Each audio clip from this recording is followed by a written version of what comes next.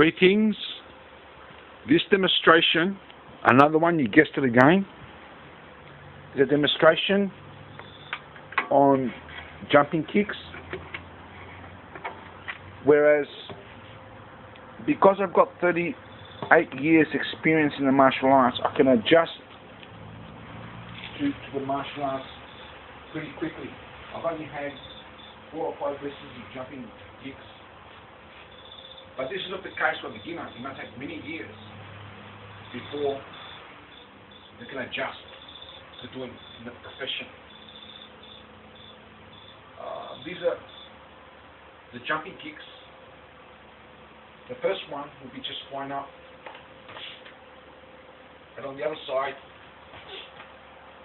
and that's standing still. The next one's the same thing except you come up this one. Okay? And the next one will be coming. It is compulsory that you learn these kicks even though they may never be used in combat. The reason why I emphasize is that if you can do jumping kicks and spinning kicks and high kicks and work your way low to the low line, you'd be pretty good balance on one foot, wouldn't you? Because you can jump in the air, you can spin around doing spinning kicks. You get more experience in the martial arts. In training is different to actual combat. People think it's the same thing, but it's different. In actual combat, you may use a low kick. Now you're more balanced than a higher kick. Okay? Thus, when you're balanced doing high kicks and flying kicks, okay, with 1 foot off the air, or in the air, or 1 foot off the ground, imagine how much balance you'll be in your boxing, or in your hand techniques in martial arts. Because now you are standing on 2 feet, and it's much easier to balance on 2 feet than what it is on 1 foot, believe me. Hello. Bruce Lee said balance is something that only a few people ever achieve. The reason why is balance comes through acrobatics, forms of kicking in the martial arts, by spinning around in the air, or with 1 foot mostly, as well as acrobatics like backflips, front flips and that. It all helps, because you learn what your balance is. But it takes many years of practice. You've got to be brought up with it. And balance can be achieved by all people to a certain level, but to be achieved perfectly, you have to really practice your acrobatical kicks.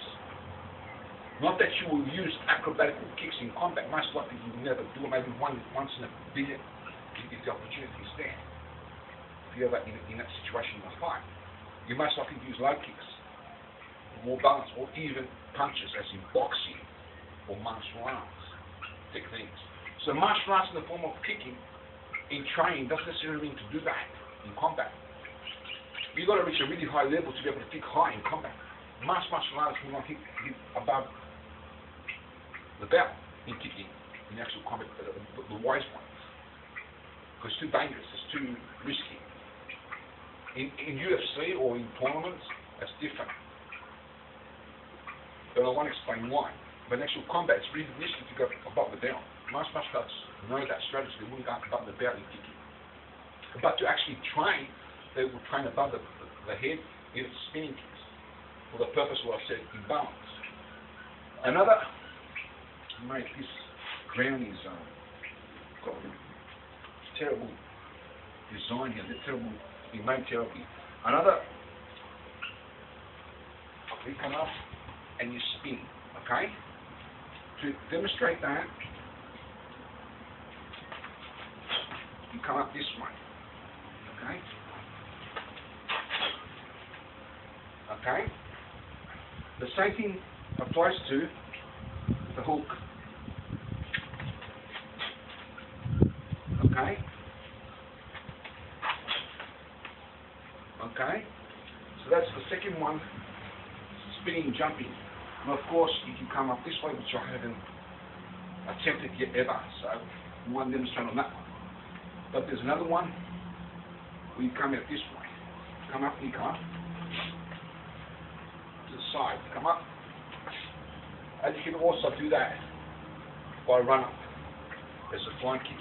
There are others, but these are the 3 that I've looked into roughly about 4 or 5 lessons. Like I repeat, it takes many years of experience and practice in the form of a martial arts. It doesn't happen overnight. If I only had 4 lessons, because I've got 38 years experiencing the martial arts in other areas, other types of kicking, punches, whatever, and I can adjust pretty quickly. But this is not the case for a beginner. You must constantly practice.